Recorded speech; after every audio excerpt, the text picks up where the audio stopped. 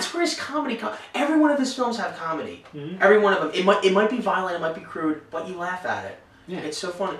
Now, getting to Pulp Fiction, speaking of comedy, there's one scene in Pulp Fiction where I instantly laughed, and I wasn't happy with what I was laughing at, but how can you not? I was showing it to my mom, and it's a scene when Vincent blows Marvin's head in the back seat of the car. And I'm laughing at that. Not the fact that he blew this guy away, but it's the way Vincent says it. He's like, oh man, I shot Marvin in the face. Like the way he says that, I'm rolling on the floor laughing to that line. It's so fun. There's so many great one-liners in that movie. This could literally be a 3-hour-long review just on that movie. It could. There's so much stuff to talk about. As you can probably tell now, like, Reservoir Dogs and Pulp Fiction, you can't just talk about one without mentioning the other. Because there's so many similarities, you know? Yeah. Just like the way the story's told. With Kill Bill. Kill Bill's told, I don't know for Jackie Brown. Like you said, it's told the same way too. And Glorious Bastards really isn't. From her correctly, there isn't really a lot of, I think the only backstory they tell really is the backstory of each individual person. But there's more of a storyline, a straight storyline in Glorious Bastards.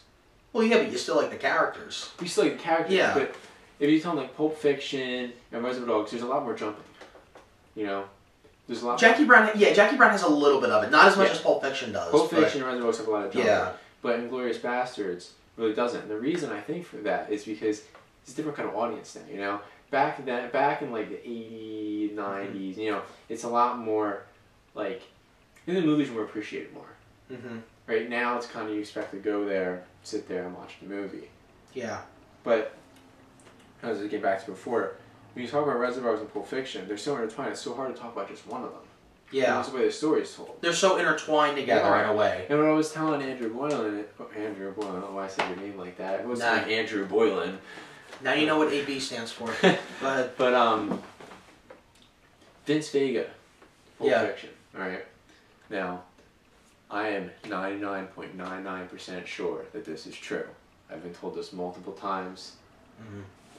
Vince Vega in Pulp Fiction, is the apparent brother of Mr. Blonde, Tony Vega. And that makes those movies even more intertwined. Even though Mr. Brown is not Jimmy in Pulp Fiction, that's a little bit Steve Buscemi is in Pulp Fiction, if you think about it. He was the waiter. Yes, he was Buddy Holly. Yeah, so he went from a guy. It's ironic, in the beginning of Reservoir Dogs, he says, I didn't always work for minimum wage, and when I did, I always did. I forget the rest of the line, but it's ironic how he goes from minimum wage to maximum wage back to minimum wage in Pulp Fiction. It's ironic.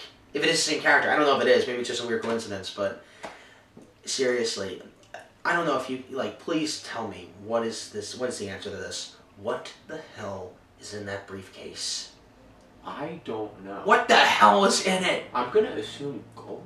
Is it gold? Diamond? Because I was watching that guy with the glasses.com, and they asked this guy this question, and he instantly, I don't know if it was for laughs or something, but he says crack.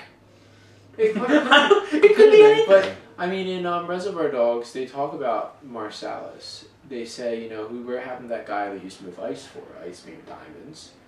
And he said, well, he's doing time. And if you know in Pulp Fiction, Marcellus Wallace has done time. Oh yeah. So it could have been diamonds. Could have been that. Combination is 666. Who the hell knows what's in it? Who God names knows what's in it? There are so many great one-liners in that movie. I could quote them. I find myself in my bedroom just doing those quotes as Samuel L. Jackson does. In that first scene, when they're sitting in the car and they're talking about meaningless stuff, like Vincent Vega, he just comes back from Amsterdam and they're talking about this stuff. I forget what it was. It was something like, now if you have hash on you and you go into Amsterdam, if a cop stops you, it's illegal for them to search you. He's like, oh man, that's it, I'm going, that's it. That's enough for me. When we were talking about the foot massage, when he goes, say what again? Yes. I doubled down, you motherfucker. That's like the catchphrase. He says that word like it's the. Just the way Samuel L. Jackson just says words. It's like, go in the bag and grab my wallet. Which one is it? Well, it says bad motherfucker on it. And it's printed on the wall. Oh my god, that shouldn't be too hard to find. Yeah. But, here's a weird thing. The first time I saw this movie, I don't want to go into great detail about it because I already did talk about it in the top 20 films I like, but when I first saw Pulp Fiction, I never heard of Pulp Fiction until just a few years ago. I never really heard of Tarantino. I went to this thing called Summer Stage where we make 5-minute movies, and they have a lot of kids there, like from age, I think it goes from like age 7 up to high school. Mm-hmm. And we were in the film business, and I think you can only be like 8th grade up until high school to be in it. And a couple of my friends were there, and they're very strict about what movies they show at the film program. They begged Mike, who was the guy in charge, they begged him to show Pulp Fiction, and he just couldn't. He wanted to, because he knows how influential it is. We couldn't even watch Ed Wood, because it's rated R and all that stuff, but however, we could watch Psycho. I don't know why. But he said, no, we can't watch Pulp Fiction. And I said, what is that about? And they said to me, we're not going to tell you. You have to watch it. We cannot tell. We can't tell you what it's about. You have to watch it.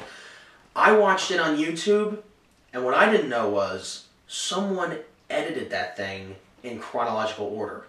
Oh, that's I didn't know. I watched it. As soon as it was over, I thought to myself, well, it had a few good scenes, but that's a classic? It wasn't that good. I saw it on TV the next day. You're probably blown out of the water. What the hell did I see on YouTube? You're probably reading where you're like, well, this is wrong. What is this? So I finally said, I gotta rent this thing. Uncut, nothing. And I watch it, completely different movie. And that is what shocks me. Because a movie told out of order I've never heard of. Well, I kind of heard of that because a lot of people do that these days. The Hangover did it.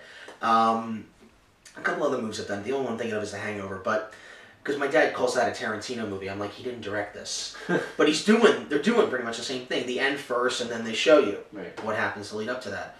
But God, I just love those characters so much. I love this movie so much that I hope there will be a sequel to it. For Pulp Fiction? Yeah, but then again, I don't want there to be a sequel because technically you can't do a sequel because half the characters don't make it. Right. You don't. Vince Vega dies. Yeah. Spoiler. Yeah. all like 2 of you who haven't seen this movie or anything, you know, I was so pissed when Butch shot him. I'm like, that was one of my favorite characters. I did love the way Butch shot him though. Butch is standing there, just like opens the door. He's just like, and Vince Vega's just like. Because the toaster strudel comes out and shoots him. He has that book that he was reading in the bathroom at the diner. Yeah. He has that book in his hand. You could tell he was taking a dump, and he just gets out and he stands there. He's just like, boom, done on the floor. Yeah, and oh come on, you know. The funny thing is, one of my friends who went with me to Summer Stage said that if there was one scene in Pulp Fiction that could have been completely done from the movie, it wouldn't have changed the movie at all. It's the scene with Vincent and Mia. And I'm like, come on, that's one of the best scenes in the whole movie from when he meets her till when he drops her off. It is though. It really isn't out of the plot that much. It's kind of just like a. I think it's just for Quentin Tarantino loves Uma Thurman. He does. Oh he yeah. Loves Uma Thurman. Well, she's a great actress. It is, and I think that was a reason, except for my ex-superhero girlfriend. You ever see that movie with Uma Thurman? I've heard of it. I've never seen it. I think, as I was telling Andrew before, there isn't a lot of movies I don't like. Actually, I love movies. Every single movie I see. I love. I love movies for themselves. But my superhero ex-girlfriend, is the weirdest, most out of this world odd thing. She can fly and she takes him up in the sky and has sex with him in the sky. Like, it's weird. But and that Quentin Tarantino loves Uma Thurman. I really think that scene with Uma Thurman had to have been just to have Uma Thurman in the movie because she acts. She does. She's in a couple of scenes afterwards, but you never really see her as often as you do in that one whole scene. When he takes her out. It's one of those scenes with Quentin Tarantino just had another backstory overlaying on top of the main story. It kind of just built Vince Vega up more, and kind of showed Marcellus Wallace's home life a little bit. Yeah. And it kind of because the foot rub conversation where they're talking about Marcellus Wallace throwing the guy out the window. Tony Rocky Horror. And Tony Rocky Horror, yeah. And then you're kind of like, well, who's Mia? Who's Mia? And then all of a sudden, next. That's who she is. Right. And, it's one of those things where I showed this movie to my mom one time, and she didn't want to see it. It's violent. That's the main thing with a lot of people, not just with my parents, but the fact that it's too violent. I'm like, stop getting your head wrapped around the violence. Yes, it's going to be violent. It's hard to wrap your head around that, but get invested in the story.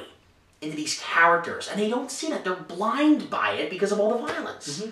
You know, it's almost like, well, it's like something. I don't know. It's okay. Here's something. Okay, this is a weird analogy, but I'm gonna go with it anyway.